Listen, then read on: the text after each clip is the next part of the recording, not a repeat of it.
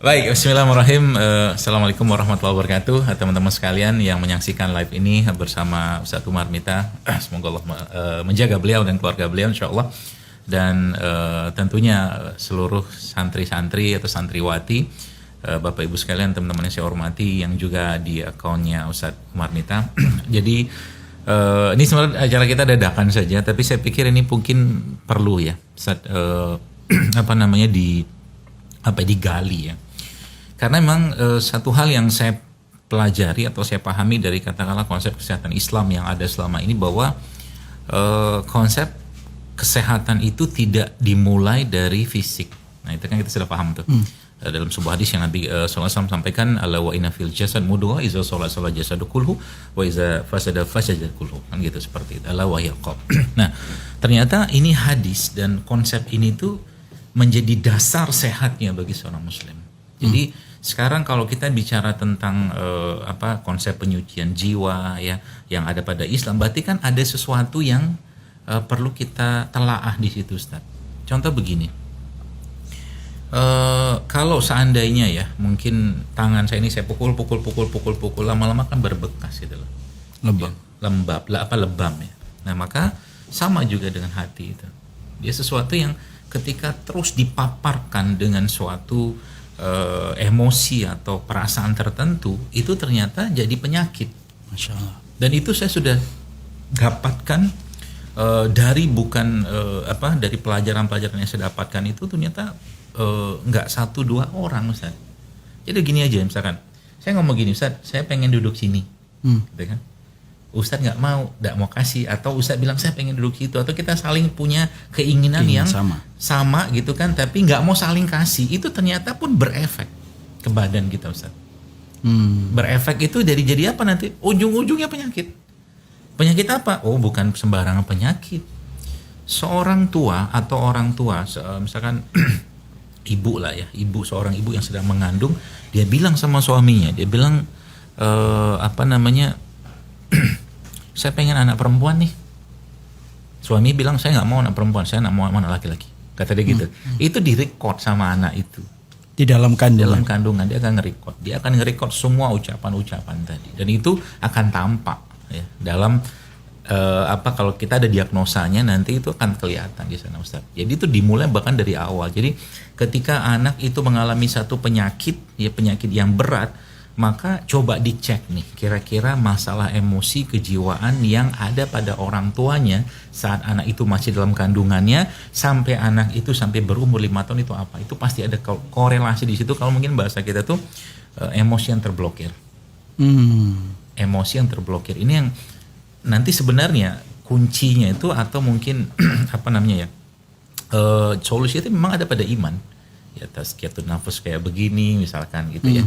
Atau mungkin bagaimana ilmu itu dimasukkan sesuai dengan kebutuhannya. Contoh beginilah. Sekarang mungkin kalau saya boleh cerita sedikit tentang pandemi atau wabah ini, Ustaz. Kita tahu bahwa banyak orang yang lupa mereka ahlul Quran, ahlullah gitu kan. Bahkan mereka lupa dalam Islam itu sudah ada gitu kan konsep-konsep yang berkaitan dengan tawakal. Kayak jadi lupa semua gitu kan. Dengan adanya pandemi ini gitu loh. Padahal kan ma'asoba min musibatin illa biiznillah kan gitu. Tidak ada musibah itu terjadi. Jadi akhirnya kecemasan, was-was segala macam yang mereka terus itu rasakan, dan ibarat kata kayak daging atau kulit saya tadi itu begitu menerpa mereka. Contoh begini. Kemarin tuh saya ada seorang yang konsul ke saya gitu kan. Ada tumor, Ustaz, di salah satu bagian tubuhnya lah, dia kirimkan laki-laki bapak-bapak gitu, terus tumor tuh memerah gitu kan. Lalu dia konsul ke saya begini, dia bilang, kata dia ini mohonlah ya saran nasihat dokter seperti apa, dia bilang gitu. Terus akhirnya saya ini tumor bla bla bla segala macam. Terus akhirnya saya coba konsul juga ke beberapa guru-guru saya juga. Terus satu hal yang saya tangkap situ setelah saya mempelajari ilmu tentang penyucian jiwanya ala-ala modern ini ya, Islam tentunya ada, dan bagaimana itu kaitan sama penyakit itu, ternyata pertanyaan saya cuma satu sama dia, Bapak ada masalah nggak dengan pekerjaan Bapak atau keluarga bapak. Ternyata ada. Jadi dia itu lagi ada masalah sama ibunya, Ustaz. Sama ibu kandungnya. Sama ibu kandungnya. Luka pengasuhan bukan? Bukan. Saya belum saya perjelas itu apa, tapi ternyata lagi ada masalah. Saya bilang ya ini nggak bisa diobatin kalau itu belum selesai, saya bilang. Gitu. Jadi emosi itu bukan cuma sekedar kita marah, kita benci, atau seorang itu marah benci, bukan. Tapi ketika ada suatu nilai yang terlanggar di situ, maka di situ akan memunculkan atau bisa berpotensi terkena penyakit. Nilai. Contoh begini, ada satu kasus lagi. Ada seorang yang bekerja di salah satu tempat, lah saya nggak cerita, dia ternyata terkena kanker hati. Kanker hati, dan tek dicek ternyata dia bekerja itu pada lingkungan yang dia harus melawan suara hati kebenaran dia. Sehingga ternyata itu kalau dirunut dari pemeriksaan kita gitu kan, itu ternyata nyambung bahwa ternyata nih orang memang nilai-nilai kebenaran yang dia rasakan atau dia diyakini itu sebagai nilai kebenaran itu dilanggar terus, Ustaz. Akhirnya jadi kanker. Masya Allah. Sampai kayak begitu kejadiannya. Jadi kalau kita bicara tazkiyatun nafas seperti ini, maka pasti ada solusi tentu dalam Islam kan. Iya. Maka solusinya apa? Kembali ke Al-Quran atau Sunnah. Itu kan bahasa awamnya atau bahasa normatifnya.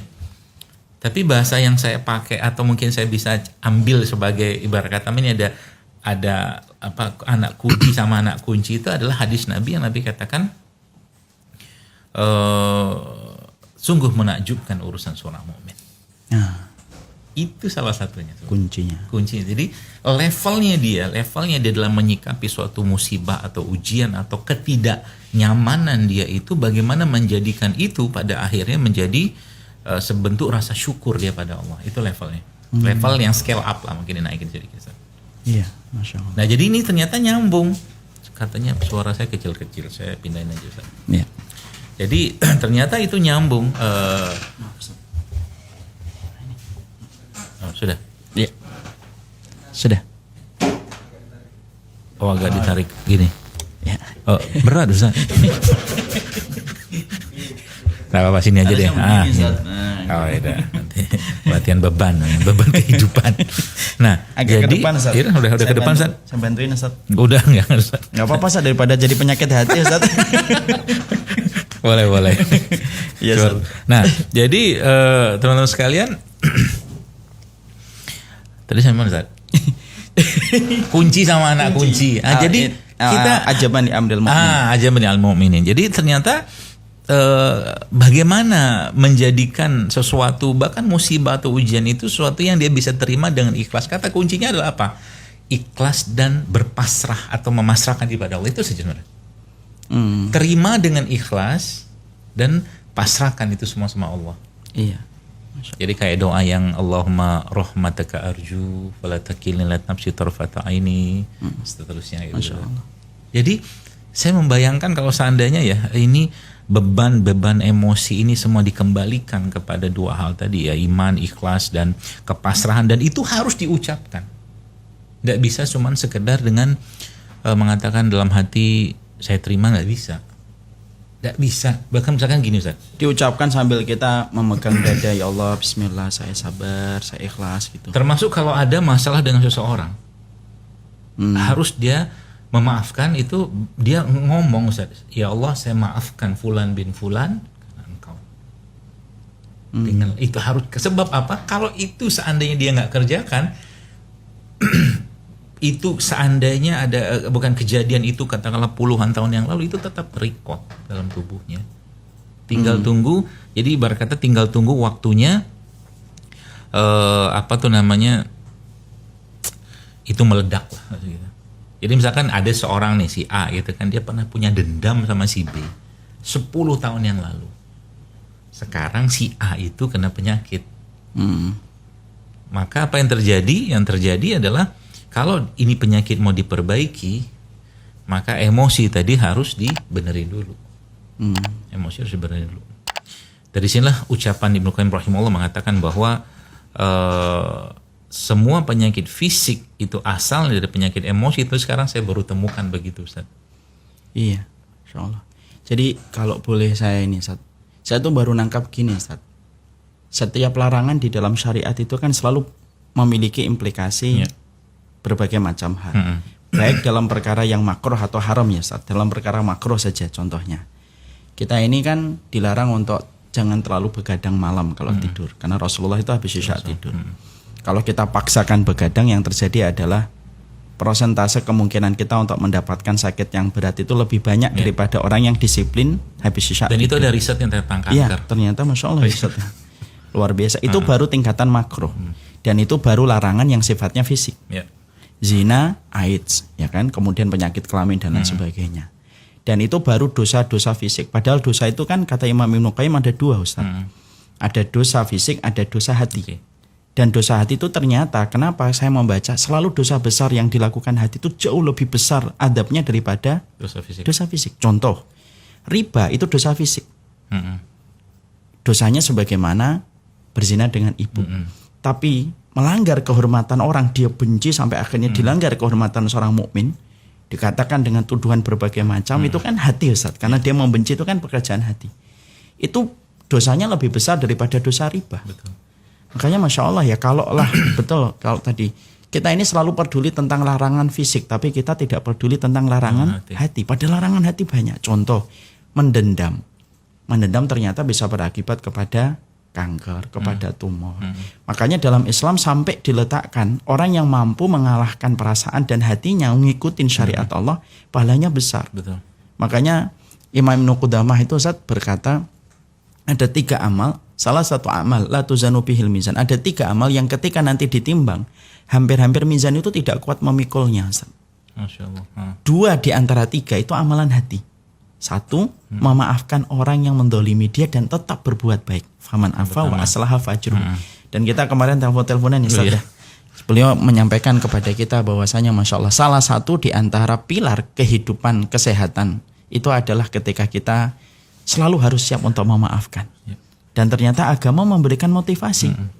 Makanya nanti orang yang memaafkan orang yang mendolimi dan tetap berbuat baik dikumpulkan pada satu tempat dan diberikan hadiahnya langsung oleh Allah, tidak melalui malaikat.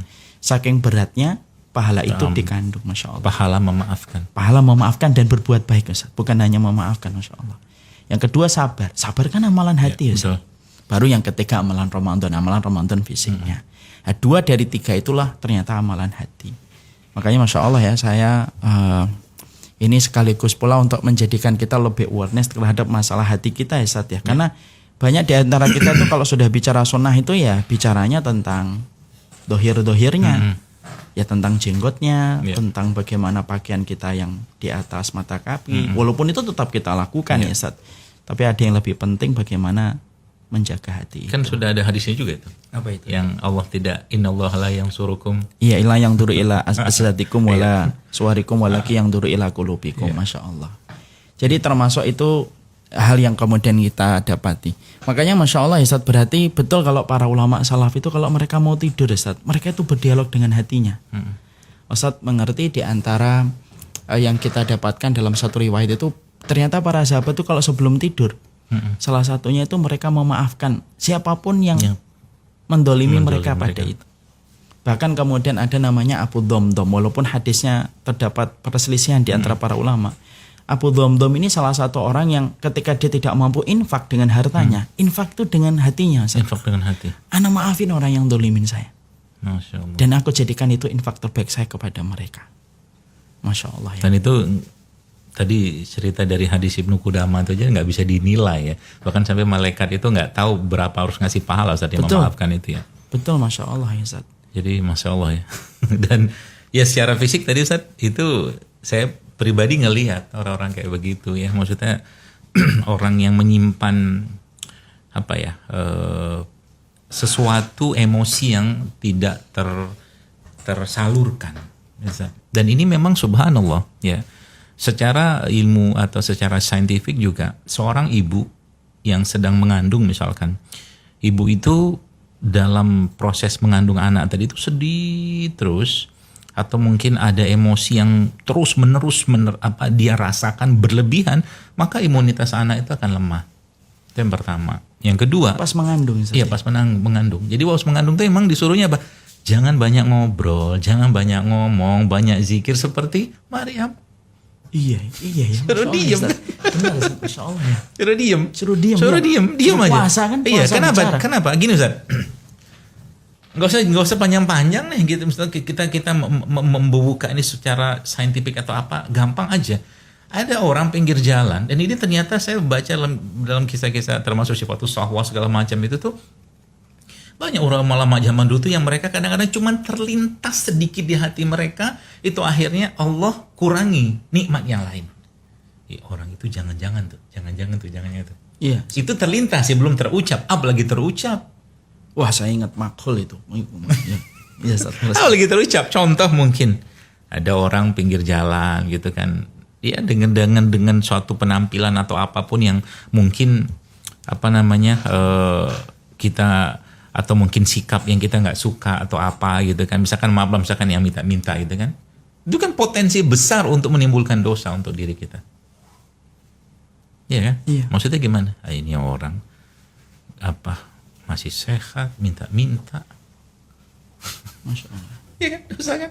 Terucap, udah dosa ininya keluar, ini pun kena. Hatinya kan kena. Masya Allah. Dan itu bayangkan kalau seandainya di saat era kita sekarang seperti ini, itu kita nggak hati-hati betul, itu banyak sekali potensi itu. Dan itu kalau dalam ilmu epigenetik atau genetika itu ya akan direkam oleh sang bayi. Jadi sekarang ini kita antum ya, kita dan teman-teman yang menyaksikan video ini tuh, kita juga hasil dari emosi orang tua kita di saat mereka mengasuh kita di zaman dulu. Kita tuh hasilnya. Jadi sekarang misalkan ada orang waktu misalkan ada seorang anak diperlakukan tidak adil atau mungkin diperlakukan dengan segala macam beban-beban emosi yang berlebihan itu, maka anak itu akan merekam itu. Nah, itu yang pernah saya tulis itu, nanti orang tua terus membayar. Orang tua mungkin yang misalkan dia menitipkan anaknya waktu anak itu masih kecil dan anak itu nggak terima, maka nanti ketika orang tua itu sudah tua, anak itu pun akan menitipkan dia. Itu udah kayak begitu. Pertanyaannya, apa itu bisa dicegah? Bisa. Dengan cara apa? Iman. Konkretnya gimana? Anak itu diberi kepahaman tentang bagaimana dia bisa mendapatkan pahala dengan mengurus orang tua, meskipun dulu dia diperlakukan oleh orang tuanya begitu, Pak Ustaz. Kebayang nggak? Jadi misalkan dulu dia diperlakukan misalkan dialih asuhkan misalkan oleh orang tuanya ke orang lain, misalkan saudara atau apapun, dengan alasan apapun, dan dia nggak terima. Nanti ketika masa dia sudah menikah atau apapun, dia akan perlakukan hal yang sama ke orang tuanya, karena jejak itu atau tabungan emosi itu sudah didapatkan dulu oleh si anak tadi. Artinya dia akan memperlakukan yang sama ke orang tuanya, untuk orang tuanya dititipkan ke panti jompo. Nah gitu loh. Pertanyaannya, apa yang membuat anak ini tidak melakukan itu? Jawabannya apa? Iman. Ajarkan dia tentang birrul walidain. Bagaimana pahalanya mengurus orang tua. Bagaimana besarnya doa orang tua, dan pintu-pintu surga itu terbuka dengan doa orang tua. Itu kalau anak yang tidak paham, maka dia akan melakukan hal yang sama. Nah sekarang juga berkaitan dengan maaf tadi. Kalau orang nggak ngerti hadis tadi, nggak bakal gue maafin tuh orang. Tapi kalau dia sudah ngerti hadisnya, kenapa dipendam? Toh yang akan rugi kamu sendiri gitu loh. Gitu loh. Jadi di sini saya melihat kaitan antara ruh, hati, jiwa seseorang dengan raga itu sangat-sangat kuat dalam Islam. Ya. Bahkan saya pernah, dan kita tahu ya bahwa lemahnya iman itu juga bisa disebabkan oleh asbab suatu hal yang berupa fisik. Ya, misalkan makan berlebihan, kan bisa lemah iman, kata Ibnu Qayyim. Ya. Kemudian juga asbab yang sifatnya di sini, dia nggak terima, dia nggak merasakan manisnya dan lezatnya iman itu kan akhirnya dia sendiri akhirnya apa ya? Jadi ilmu yang dia pelajarin itu atau kajian-kajian yang didapatkan itu akhirnya nggak menjadi solusi bagi kehidupannya. Nah, jadi akar dari semua ini tadi sebenarnya bagaimana iman itu, ikhlas itu, pasrah itu, tawakal itu betul-betul menghujam dalam diri seseorang. Jadi kalau kita ya iseng-iseng nanti Ustaz, main-main ke rumah sakit jiwa itu kalau di trace orang-orang yang maaf ya Allah kasih amanah katakanlah ujian sakit jiwa seperti itu pasti ada urusan dengan emosi yang melatar belakangi sampai terjadinya itu. Contoh lagi satu, ini real, yang saya ceritakan ini real case gitu ya. Saya pernah mendapatkan seorang anak gitu kan. Lalu anak Edi saya konsulkan juga ke salah satu guru saya juga. Lalu subhanallah anak itu sekarang tuh sudah tidak normal ya Ustaz, tidak normal. Dan normalnya apa? Sudah seperti ya sudah kayak schizofren. Schizofren itu apa Ustaz? Gila. Oh, Kayak gila. Ternyata umur berapa Ustaz? Gede Ustaz, udah SMA. Jadi tapi nggak bisa sekolah lagi. Ya semoga Allah sembuhkan beliau tentunya kita doakan. Jadi ternyata anak ini ketika dirunut dari masa kehamilannya, masa pengasuhannya yang pertama adalah anak itu sebenarnya lebih memilih untuk dekat dan diasuh ibunya. Kecenderungan jiwanya dia memilih untuk diasuh oleh ibunya. Gitu. Tapi ayahnya mengambil dia. Memaksa dia untuk diasuh. Kebetulan saat itu memang rumah tangganya lagi kurang harmonis gitu kan. Anak itu mau nggak mau nurut sama bapaknya. Padahal dia nggak terima, jiwa dia nggak terima. Gitu. Dan ternyata itu juga dimulai saat si anak itu masih dalam kandungan ibunya. Kenapa bisa kayak begitu? Karena ternyata ya beban-beban emosi yang dirasakan ibunya dalam pekerjaan tadi juga dirasakan oleh anak tadi. Sudah kok pakai itu udah komplit. Waktu dalam kandungan ada, emosi yang terblokir atau jiwa dia yang terperangkap lah gitu kan. Waktu dalam pengasuhan juga ada. Momennya tinggal tunggu titik di mana akhirnya itu pecah. Akhirnya anak itu ya subhanallah ya. Ya sudah ada perbaikan sekarang, tapi ya tidak seperti anak normal. Awalnya malah ketawa-ketawa gitu-gitu. Coba bayangkan itu. Dan itu berapa banyak generasi kayak begitu. Makanya kalau mengutip beberapa kalimat-kalimat beberapa ustadz gitu kan, misalkan ibu pulanglah ke rumah. Gitu. Iya. Gitu kan? Kalimatnya Ustaz Budiasari. Pulanglah ke rumah. Bapak, kita nitipkan anak kita. Moga-moga kita lulus. Amin. Nah, itu kan.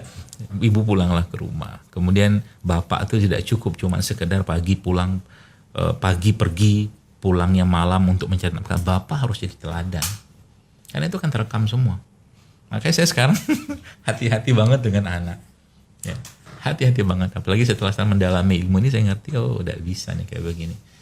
Jadi anak yang tidak nerima orang tuanya termasuk maaf ya ustadz-ustadz yang sering keluar. Kalau anak tuh nggak terima, jiwa dia nggak terima, itu akan jadi masalah nanti. Tinggal tunggu waktunya aja.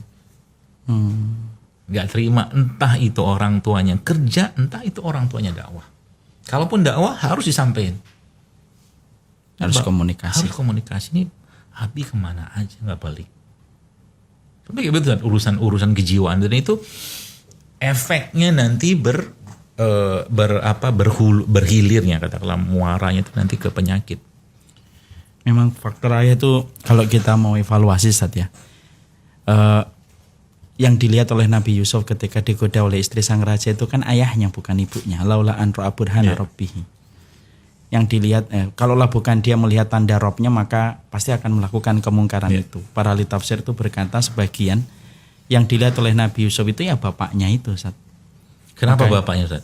Karena yang paling kuat pendidikan dan karakter itu memang seorang ayah. Makanya tadi saya bilang tadi nggak cukup cuman pergi pagi pulang malam untuk cari nafkah. Bapak harus jadi teladan.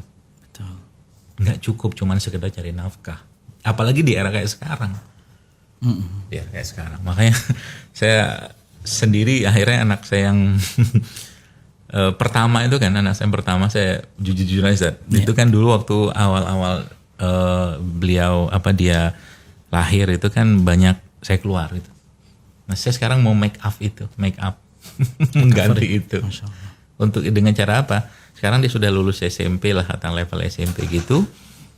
SMA gini kita di rumah aja, dia di rumah aja. Ya tetap sekolahnya nanti tetap bisa pulang, nggak saya masukkan ke pondok. Supaya apa? Supaya kasih sayangnya betul-betul dirasakan penuh. Setelah tahu ilmu ini, karena apa? Nanti ini kalau saya nggak kerjakan ini akan jadi masalah buat dia. Suatu hari kelak, tinggal tunggu waktunya. Gitu. Jadi orang tua yang kita punya beban, atau mungkin orang tua yang punya katakanlah titipan kesalahan ke anak dia masa dulu, terus solusinya apa? Ini kita pertanyakan. Ya taubat, minta ampun sama Allah. Yang pertama itu, lalu perbaiki dengan cara apa? Kata satunya komunikasi gitu ya. Gitu. Dan saling memaafkan. Jadi orang tua juga jangan merasa ya selalu benar. Kita apalagi orang tua di era kayak sekarang. Zaman dulu sama saya mungkin tidak tahu Ustaz Umar ya, maksudnya. Zaman saya dulu saya ngaji salah pukul pakai rotan. Ya. Dan itu ternyata ada dalam Islam kan, kita tahu kan. Dan itu saya tidak ada dendam apapun. Saya tuh mau rotan, mau sapu lidi, sama bahkan sapu beneran, udah pernah saya rasakan zaman dulu. Mungkin itu membuat badan saya besar. Mungkin. Oh gitu Ustaz ya. Mungkin. Berarti saya jarang dipukul. Enggak lah itu maksudnya. Tapi tidak ada dendam satupun apapun yang saya rasakan. Gak pernah kita punya dendam. Karena apa? Nggak ada pembanding juga saat itu. Iya. Gitu Ustaz. Nah zaman sekarang kan orang dikit-dikit bisa lihat handphone. Iya. Gitu. Dan banyak memandang itu termasuk salah satu di antara banyak penyakit Ustaz. Ya. Jadi saya tuh boleh nambahin sedikit Ustaz ya. Banyak juga nggak apa-apa. Kan kita lagi berusaha, nah kita terima bareng-bareng.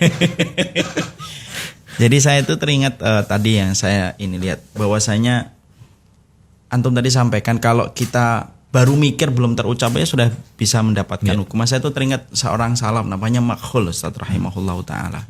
Beliau itu pernah sholat Ustaz. Beliau pernah sholat. Kemudian di sampingnya itu ada yang nangis siang hari. Kalau tidak salah duhur atau asar di Masjid Jami'. Kemudian dia nangis, Makhul berkata, agak pecah konsentrasi khusyuknya. Nangis siang-siang, nangis itu tengah malam. Dia berucap dalam hati. Dalam hati Ustaz. Dalam hati doang. Nangis kok tengah pagi siang-siang kayak gini. Nangis tuh kok tengah malam gitu. Akhirnya kemudian selesai, nggak diucapkan Ustaz, nggak ditulis, apalagi komen kan nggak dia. Dia betul-betul. Dia kemudian nanya di dalam hati. Pulang Ustaz, Makhul rahimahullahu taala ini ahli hikmah luar biasa. Pulang dia malam setelah itu, malam pertama setelah itu dia nggak bisa nangis Ustaz. Di tahajudnya. Subhanallah. Tapi dia nggak ngerti kalau penyebabnya itu. Dia coba pikir kenapa ya kok saya nggak bisa nangis. 2 hari, 3 hari, 4 hari, 5 hari, 6 hari, 7 hari. Nggak ketemu Ustaz. Setiap habis tahajud dia selalu gelisah. Tapi nggak bisa nangis. Sampai dipukul-pukulin ini nggak nangis Ustaz. Padahal biasanya dia mudah untuk nangis. 2 pekan, 3 pekan, 1 bulan. Baru Allah ngelihat kesungguhannya ketika dia mencari penyebabnya. Kenapa nggak bisa nangis? Baru ketemu Ustaz. Ya Allah, saya pernah suudon sama orang yang sholat di samping saya, ternyata saya itu kemudian mengatakan orang ini riak. Mungkin itu yang menyebabkan air mataku tidak bisa jatuh dan tidak bisa lembut. Paginya dia cari kembali orang tersebut Ustaz. Dia menyibak di antara ratusan orang yang sholat di Masjid Jami'. Ketemu Ustaz.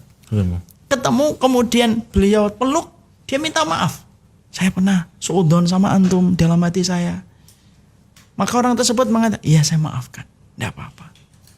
Malamnya nangis seakan-akan itu air mata 1 bulan yang nggak keluar. Masya Allah ya. Paling susah jaga hati Ustaz. Masya Allah ya. Makanya sampai Hasan Al-Basri itu Ustaz, sampai saya tuh mencari gitu. Hasan Al-Basri itu ternyata kalau dia keluar dari rumahnya, dia memiliki perkataan hikmah emas yang luar biasa. Golden quotes-nya itu apa? Kalau dia melihat orang yang lebih tua daripada beliau, contohnya saya lihat antum, ya kan? Maka Saya maafkan Ustaz. Iya, nggak usah ngomong juga Ustaz. Emang Nanti iya. jadinya ria. Dia karena lebih tua gitu ya. Oh baik Pak. Maka Masya Allah ya. Dia kalau ketemu sama orang tua itu dia berkata, huwa khairum minni sabaqani bil hasanat. Dia lebih baik daripada saya. Diomongin ya Ustaz.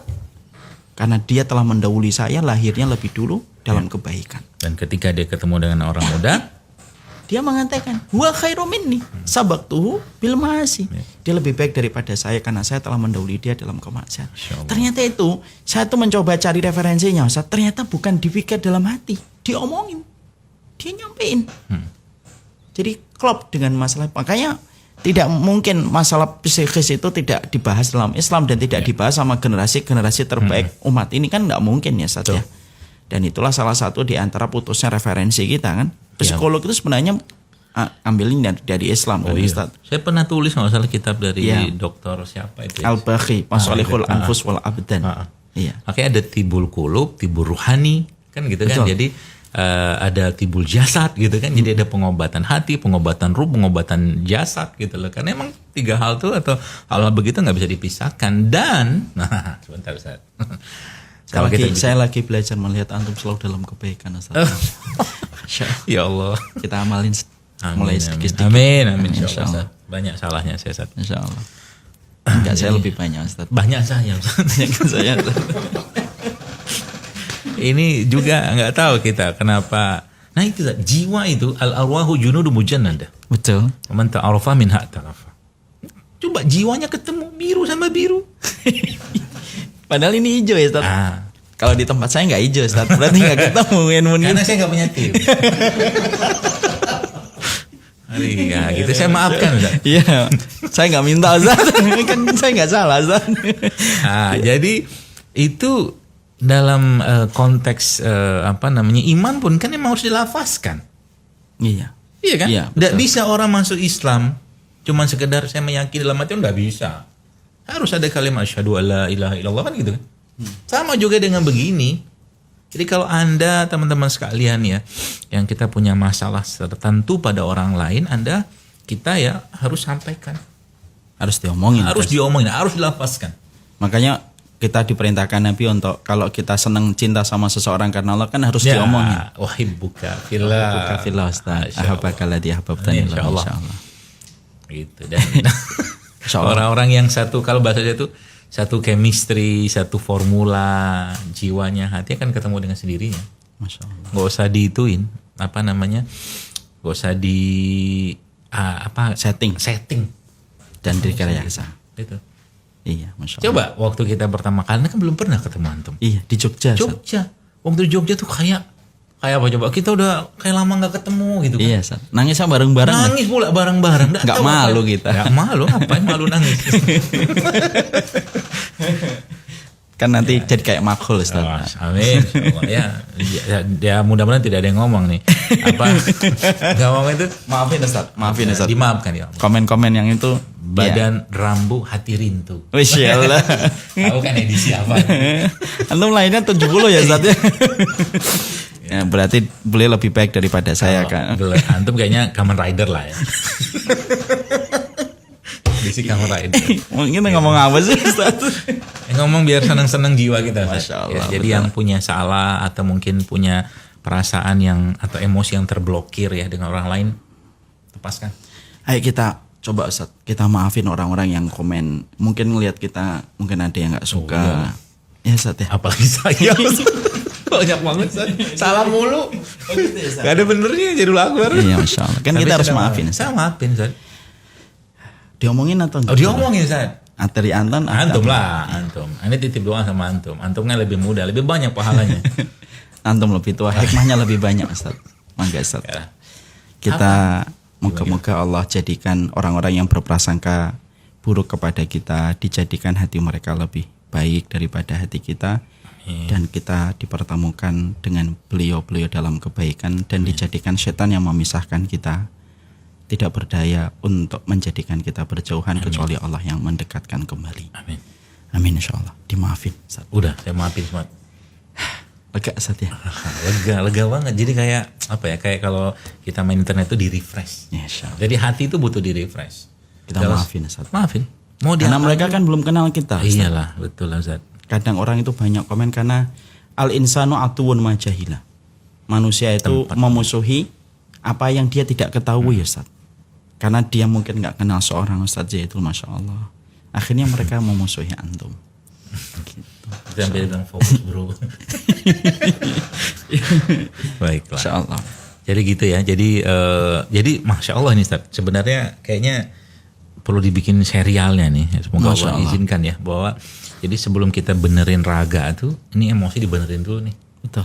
Jadi nanti perlu ditrace ya. Perlu dilacak kira-kira nih masalahnya kejiwaannya kita. Ya kita lah mungkin ya. Teman-teman menyaksikan acara ini itu dulunya apa gitu kan. Dulunya apa dan itu harus diselesaikan. Misalkan ada tadi ya ada nilai-nilai kebenaran yang terlanggar. Bahkan maaf ya, kalau Anda bekerja pada suatu tempat misalkan ya teman-teman bekerja pada satu tempat yang di situ ada nilai kebenaran yang harus Anda langgar tiap hari ya, misalkan begitu, tinggal tunggu waktunya itu jadi penyakit. Tinggal tunggu waktunya. Pilihannya apa? Ya keluar. Apalagi kalau sudah tahu ilmunya misalkan. Iya. Ya, lebih baik keluar karena apa? Ya biaya penyakitnya akan jauh lebih besar nanti ya daripada bertahan di situ untuk sekedar gaji yang tidak seberapa. Itu banyak sekarang kayak begitu Ustaz. Dan saya temukan banyak orang kayak begini, jadi ngapain gitu loh. Nyusahin hati, nyusahin jiwa dan akhirnya iman pun jadi lemah. Nah, gitu. Karena mungkin kita ini kadang-kadang karena kurang kholwat Ustaz untuk merenung. Itu yang menjadi masalah kita juga. Bahkan mungkin masalahnya banyak Ustaz juga kan. Kurang merenung. Padahal Rasulullah itu sebelum beliau diutus menjadi seorang Rasul, disuruh merenung dulu kan. Disuruh takhannus dulu. Beliau itu kan menaikkan grade-nya dari baik menjadi benar. Sebelum beliau umur 40, beliau itu baik. Tapi ketika akan menjadi Rasul, maka beliau naik grade-nya menjadi benar. Bridgingnya ternyata dengan takhannus. Saya tuh mikir gini Ustaz, lagi membayangkan ya. Ini belum saya amalin Ustaz, tapi kok kelihatannya saya pingin gitu. Jadi kalau kita pagi gitu ya Ustaz ya, pagi gitu kita sadar dulu.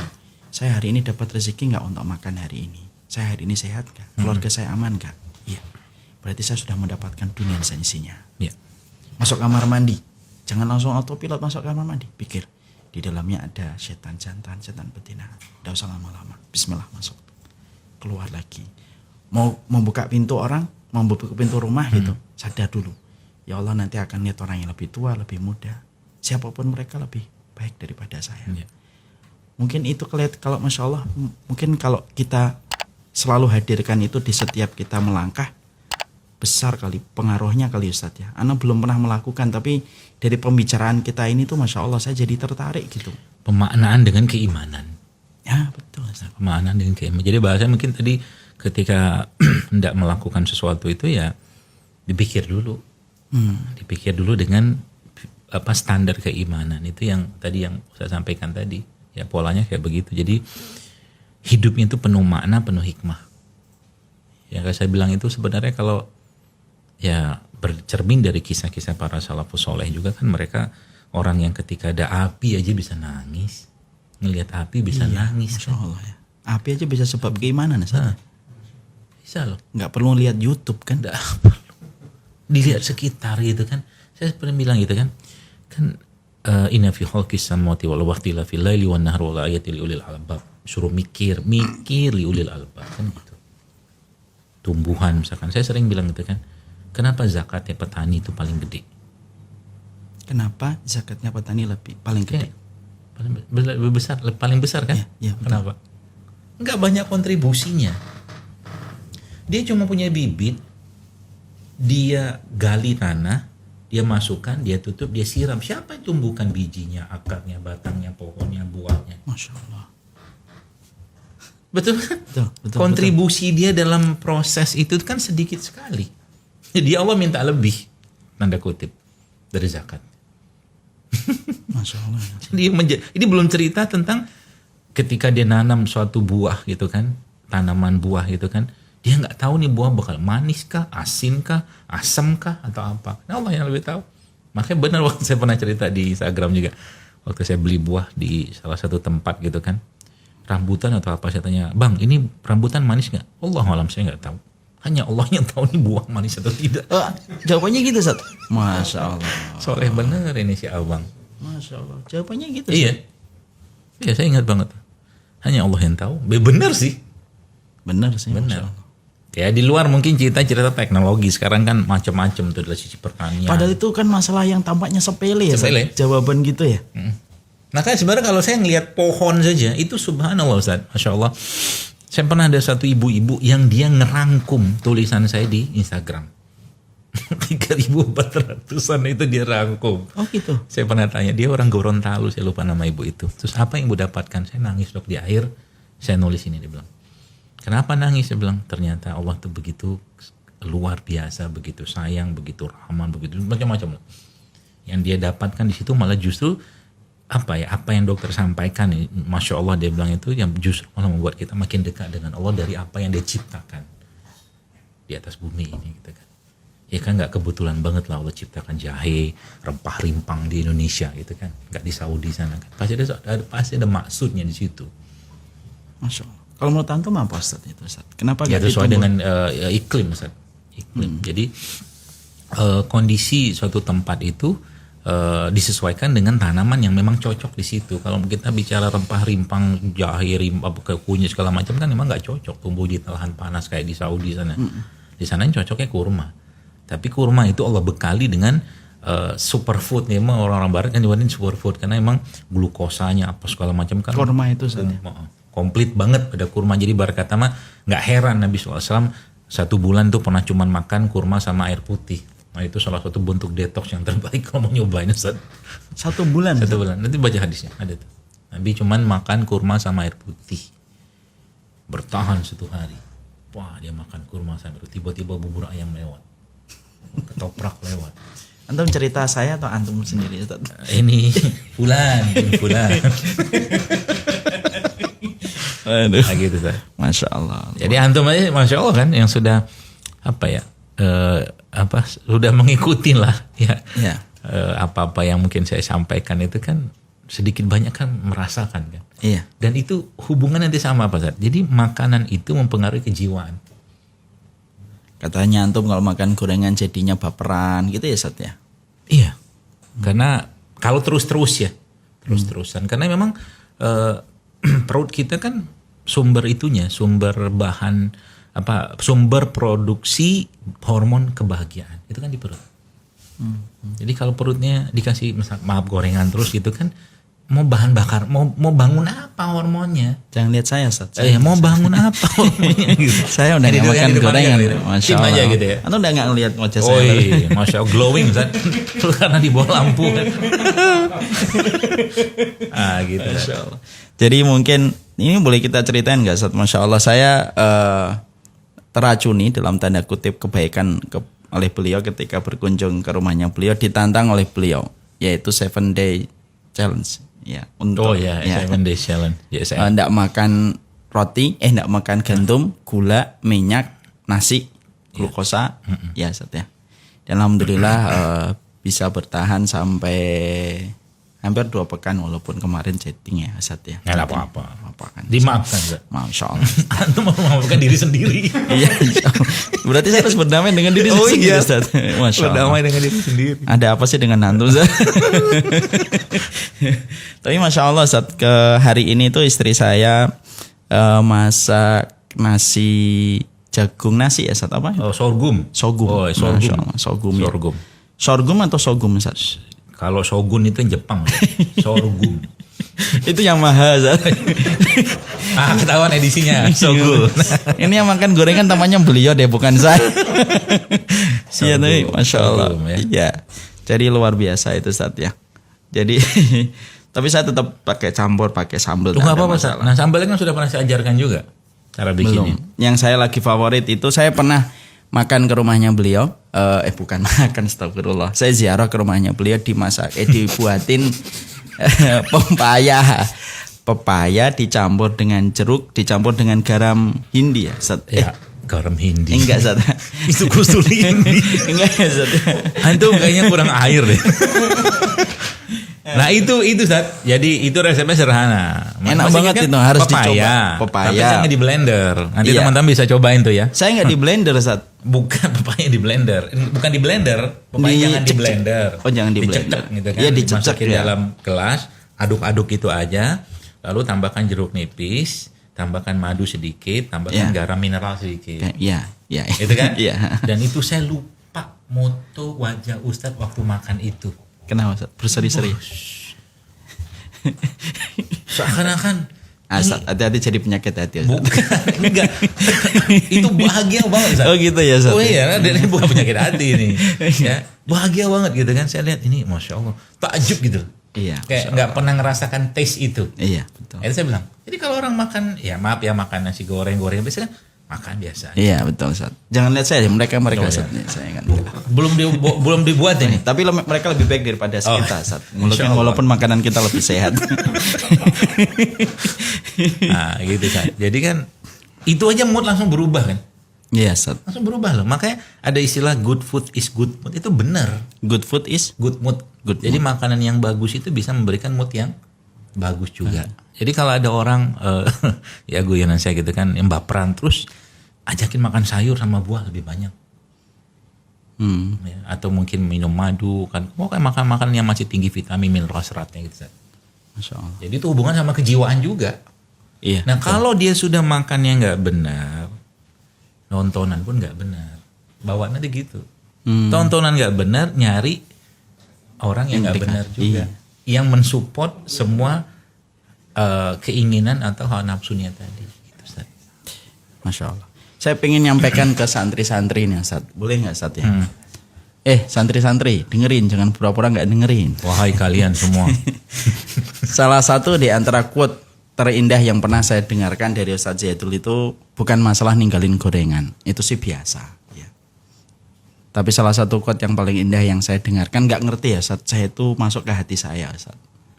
Mungkin saya, Masya Allah ya, berprasangka baik bahwasanya itu datang dari hati akhirnya sampai ke hati.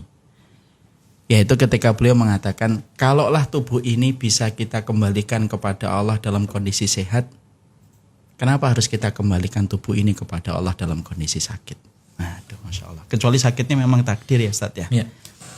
Ya, tapi pasti Allah akan menilai beda. Mengembalikan titipan dalam kondisi yang baik itu jauh lebih dicintai oleh pemiliknya daripada mengembalikan titipan dalam kondisi sudah tidak sebagaimana pertama kali dititipkan. Soheh banget itu. Masya Allah. Soheh banget. Barakallahu fiik. Tadi kan Allah tanya, ya Allah tanya kenapa kau kotori badanmu dengan begini, kan ditanya kan gitu kan. Wallahu sari'ul hisab. Gitu. Iya, Masya Allah itu luar biasa. Gitu. Ya sekali-sekali nggak apa-apa lah. Tapi kalau berkali-kali itu namanya bukan cheating tapi doyan. Iya, Ustaz, Gitu. Masya Allah. Jadi antum, ana maafkan Ustaz. Jadi kalau antum lagi makan apa gitu, makan aja sebanyak-banyaknya. Tapi jangan lupa kasih tahu istri tolong bangunkan saya. Gitu. Diasumsikan Iya. mimpi saja. Jadi saya tuh khawatirnya gini Ustaz. Jadi setelah ketemu antum tuh kalau saya mau makan gorengan tuh yang teringat wajahnya antum. Jadi nggak jadi saya Ustaz. Jadi wajah antum ini kalau ibarat kayak di sawah itu kayak Sian banget. kan ada kan di sawah itu kan yang biasa ngusir burung itu loh. Ustaz. Betul Ustaz. Orang-orangan. Iya, Masya Allah. Mungkin itu hikmahnya Ustaz. Kenapa antum dijadikan jenggotnya lebih lebat daripada saya Ustaz? Jadi ini komen dari tadi juga yang komen tentang jenggot gitu kan. Iya, Masya Apa? Allah. Alhamdulillah, semoga siapa tahu kan dengan melihat jenggot kayak begini kan jadi pengen berjenggot. Gitu Insya kan. Allah. Cara kita menyampaikan dalil kan tidak harus dengan qala Rasulullah Ustaz iya. ya. Dengan diperlihatkan. Betul, Masya Allah. Masya Allah. Jadi gitu. Jadi tapi itu kasihan juga Ustaz. Maksudnya saya jadi orang-orangan. Jadi setiap orang mau makan gorengan, nasi goreng kebayang wajah Zaidul Akbar gitu kan. Itu kira-kira bagus nggak gitu? Baik, silang bagus lah Bagus ya, Insya Allah Ustaz. Insya Allah dalam kebaikan dan makna Akhirnya yang apa Ustaz? positif. Jadi gara-gara itu di hari berpuasa. Iya, Masya Allah. Oh, keren gitu ya.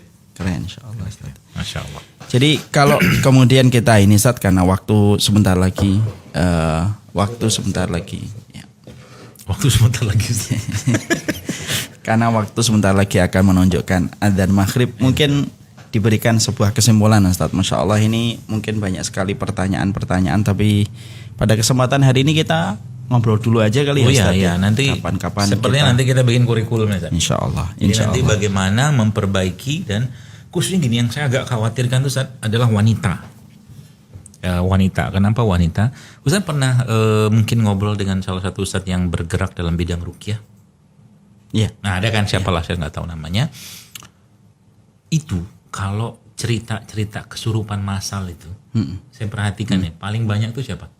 Perempuan. Ya. Ustaz Muhammad Faizal. Nah, Muhammad Faizal. Beliau minta nomor teleponnya antum. Iya Ustaz. Kemarin sudah. Saya kasih Ustaz. Boleh Ustaz. Oh, boleh ya. Handphonenya jangan. Kan handphone antum green screen Ustaz. Oh, iya. Saya maafkan Ustaz. Iya. Ustaz mau ngomong apa yang saya maafkan. Ya, Ustaz, Fa'fu anhum. Iya, insyaallah. Gitu kata Allah kan, Masya Allah. Saya maafin antum juga lah Ustaz. Iya. Jadi gitu Ustaz. Dan itu ternyata erat kaitannya. Jadi wanita itu kan memang ya secara fisiologis mereka adalah makhluk yang lemah dan lebih banyak bersikap dengan perasaan kan gitu kan. Nah perasaan ini kan kaitannya juga dengan makanan. Jadi ketika kita bicara hormon misalkan ya, mungkin penutup saja, itu ternyata subhanallah hormon itu kan ada bahan bakunya. Jadi kalau bahan bakunya keliru, hormonnya nggak bisa dibuat atau mungkin salah buat gitu lah, mungkin bahasa kita gampang gitu kan. Nah salah satunya itu misalkan bahan baku hormon kan seingat saya itu lemak. Lemak itu kan ada lemak baik, ada lemak tidak baik, gitu kan. Misalkan lemak baik itu apa ya, kayak alpukat gitu kan, kemudian minyak zaitun, VCO gitu kan. Nah masalah sekarang wanita-wanita tidak banyak mengkonsumsi lemak baik, yang mereka konsumsi justru malah lemak tidak baik. Misalkan dari minyak-minyakan atau dari tepung-tepungan yang akhirnya berubah jadi lemak juga. Akhirnya apa? Konslet badannya, perutnya konslet. Akhirnya apa? Tidak heran ya mas sekarang banyak penyakit-penyakit yang berhubungan dengan hormon itu terjadi pada wanita. Itu yang pertama secara fisik. Yang secara kedua mentalnya, kerapuhan diri mereka tuh tinggi sekali. Jadi ada kaitan kan antara makanan, keseharian mereka, apalagi dengan keilmuan nanti sampai akhirnya membentuk suatu penyakit, dan itu kalau nggak diperbaiki dia terus muter aja kayak begitu. Gitu Ustaz. Makanya ini PR kita ini panjang nih. Jadi termasuk pernah saya ceritakan sekarang kan mendapatkan tanda kutip ya wanita-wanita yang terkena penyakit-penyakit reproduksi itu kan gampang sekali, tumor payudara lah, tumor ovarium lah, tumor itu kan penyakit-penyakit hubungan sama hormon. Gitu. Jadi ini judulnya penyelamatan generasi ini panjang. Ya, jadi mulai dari apa yang mereka harus makan, emosi yang harus mereka jaga apa. Dan itu semuanya terekam di dalam janin ketika sebelum orang cuman bilang saya mau anak laki, saya mau anak perempuan, itu terekam. Kalau terus ngomong gitu dan dirasakan atau mungkin dia terus ya menyatakan saya pokoknya diterekam itu. Sekali-kali sih nggak masalah. Tapi kalau sudah pokoknya dan berarti pertengkaran ketika dalam kondisi hamil itu seharusnya sangat harus dihindari. Sangat harus dihindari. Justru malah waktu hamil itu ya suami ya mungkin dalam hal ini ya harus sangat-sangat care. Perempuan pun juga jangan terlalu banyak bicara gitu kan, jangan terlalu banyak berinteraksi dengan orang. Kayak Maryam Ustaz. Iya, saya baru luar biasa tadabbur itu saat ya Maryam disuruh puasa ya saat bicara. Dan sama kayak puasa Ramadan yang insya Allah bentar lagi nih kan, itu waktu yang sangat tepat untuk memperbaiki ini semua, baik secara raga ataupun secara nafs, secara emosi, secara kejiwaan. Maka kan kalau orang ngajak berdebat sama kamu, katakan saya sedang berpuasa, kan gitu. Karena bicara saja itu nyedot energi. Belum bicara aja nyedot energi sampai dibuat tadi kisah soal tabiin tadi. Iya, masya Allah. Sampai kayak begitu, Ustaz. Jadi hati-hati dengan hati. Itu aja. Masya Allah. Supaya tenang, ya baca doanya kan. Nah, Ustaz lebih tahu tuh doanya. Allahumma ati nafsi taqwa wa zakkiha anta khairu man zakkaha anta waliyuha maulaha. Hafalin tuh doa itu tuh. Penting itu doa. Tolong di-share Fadil. Allahumma ati nafsi taqwa wa zakkiha anta khairu man zakkaha anta waliyuha maulaha. Barakallahu fik. Tinggal beberapa menit kita cukupkan. Kita harus cukupkan Kalau penasaran, alhamdulillah. Alhamdulillah Ustaz ya. Jadi trigger kalau- kebaikan. Betul. Kita harus tamak dengan rahmat Allah. Iya. Jadi disinilah kita akhirnya memahami betul bahwasanya komitmen penghambaan kita kepada Allah itu tidak hanya melulu pada rukuk dan sujud kita, dan tidak hanya melulu pada sedekah dan tawaf kita. Tapi komitmen penghambaan kita kepada Rabb yang menguasai alam semesta adalah komitmen bagaimana mengkondisikan hati kita dan jiwa kita sesuai dengan apa yang diridhai oleh Allah. Sunnahnya Nabi itu bukan hanya ketika kita menghiasi amalan-amalan zahir kita dengan apa yang disyariatkan dan dicontohkan Nabi, tapi mengkondisikan hati kita, mengkondisikan jiwa kita sesuai dengan apa yang diajarkan oleh Rasulullah. Maka ini teramat penting, bahkan lebih penting dan lebih penting dan lebih penting daripada amalan zahir. Berapa banyak orang yang amalan zahirnya terbatas, pas-pasan, tapi dia bisa meninggal husnul khatimah karena dia pandai di dalam mengkondisikan hatinya dan jiwanya sehingga pikirannya sehat. Makanya betul kata ilmu kesehatan, imunitas tubuh itu terbentuk dari dua, pola pikir dan pola makan. Dan ternyata pola pikir itu jauh lebih besar memberikan imun kepada tubuh daripada pola makan. Disitulah kenapa kita mengetahui kenapa tazkiyatun nafas itu termasuk salah satu referensi ilmu primer dalam Islam setelah akidah. Karena itu berakibat kepada kualitas kehidupan kita. Berapa banyak orang yang hari ini mereka melewati kehidupan tetapi Masya Allah ternyata ada luka pengasuhan yang belum sembuh. Ternyata ada terblokir perasaannya yang tidak pernah terbuka. Padahal itu semuanya sudah ada jawabannya di dalam Islam. Luar biasa kajian kita pada kesempatan hari ini, atas kesempatannya Ustaz Zaidul. Beliau yang berkenan hadir di tempat kami, padahal secara umur saya lebih muda Ustaz. Kelihatannya itu sudah 2 kali disebutin. Ya, jadi insya Allah kita akan datang ke tempatnya beliau. Semoga Allah memberikan keberkahan untuk beliau. Tapi kepada Umi. Kalau antum datang, ya oleh-olehnya kelapa. Insya Allah. Saya ketika datang ke rumahnya beliau dioleh-olehin kelapa, terus ubi. Saya sekarang senang makan ubi Ustaz. Roti sumbu kalau saya bilang. Oh gitu Ustaz. Roti sumbu. Tapi ubi saya nyebutnya enak, Masya Allah. Jazakallah khair Ustaz. Semoga selalu menjadi jariahnya antum. Amin, insya Allah. Semoga setiap bayangan orang ketika makan gorengan lalu melihat wajahnya antum mengalir pahala untuk antum. Iya, semoga Jangan meneteskan air mata waktu Jangan melihat saya Ustaz. Saya insya Allah sudah meninggalkan. Kembali ke jalan yang benar. Amin insya Allah. Semoga kita istiqomah. Amin insya Allah. Istiqomah bukan hanya sholat witir, tapi istiqomah menjaga tubuh kita. Sekali lagi quote yang terindah yang pernah saya dengarkan, mengembalikan titipan Allah pada fisik dalam kondisi yang baik itu jauh lebih baik daripada mengembalikan fisik kita dalam kondisi penuh kekurangan sebagaimana dititipkan pertama kali. Betul. Insyaallah. Sallallahu ala nabiyina Muhammad walhamdulillahirabbil alamin. Mungkin antum pengen nyapa Ustaz? Jamaah yang green screen kan beda ya. Mohon dimaafkan beliau ya. Karena ini yang nonton cukup banyak. Ya jadi beliau lupa passwordnya itu bukan karena makan gorengan ya Ustaz ya, lupa password ya Ustaz ya. Ya lupa password. Jadi jazakallahu khair barakallahu fik. Mungkin mau menyampaikan Ustaz. Baik, ya teman-teman yang menyaksikan live ini ya, insyaallah nanti mungkin bisa disaksikan juga rekamannya nanti di akunnya beliau dan YouTube-nya Ustadz Umar Mita nanti. Mudah-mudahan bermanfaat dan semoga kita nanti bisa buat lagi program-program yang bermanfaat untuk kita bisa menyehatkan umat baik secara ruhiyahnya dan tentunya buat kita juga tentunya ya, dan juga secara raganya insyaallah. Allahumma amin. Dan semoga bermanfaat apa yang kami sampaikan hari ini dan semoga Allah sehatkan ya seluruh teman-teman yang menyaksikan acara ini, baik sehat secara hati, jiwa, dan juga sehat secara raga. Yang saat ini sedang sakit apapun, semoga Allah sembuhkan sakitnya. Yang saat ini mungkin sedang terlibat masalah hutang atau apapun, semoga Allah segera lunasi hutangnya dan Allah segera selesaikan masalahnya. Dan semoga Allah jadikan kehidupan atau sisa-sisa kehidupan kita ini kehidupan yang penuh kebaikan, kehidupan yang penuh amal jariah. Kita bisa berbuat baik lagi, lebih banyak untuk orang lain. Kita lebih banyak berfokus untuk menghisap diri kita, untuk memperbaharui jiwa kita ya. Tazkiyatun nafs yang mungkin Ustaz Umar kita juga sering sampaikan, sehingga nanti hidup kita tenang ya, tenang karena tidak ngurusin orang. Dan hati-hatilah dengan hati ya, karena hati itu adalah sosok organ atau mungkin bagian dalam tubuh kita yang sangat gampang berubah ya. Maka tadi doanya yang mungkin harus mungkin teman-teman perlu hafal ya, Allahumma ati nafsi taqwa wa zakkiha anta khairu man zakka anta waliyuha wa mawlaha, dan doa yang muqallibal qulub seterusnya mungkin teman-teman coba hafalkan sehingga nanti hati kita betul-betul terpaut dengan Allah dan Allah jauhkan ya penyakit-penyakit hati yang tadi saya sampaikan bisa berubah bentuk menjadi penyakit raga atau fisik. Wal-ya'udzubillah.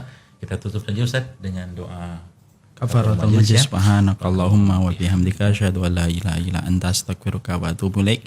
Selalu berpikir yang positif dalam perkara yang diridhai oleh Allah, bukan untuk orang lain, tapi untuk kehidupan akhirat kita yang lebih baik.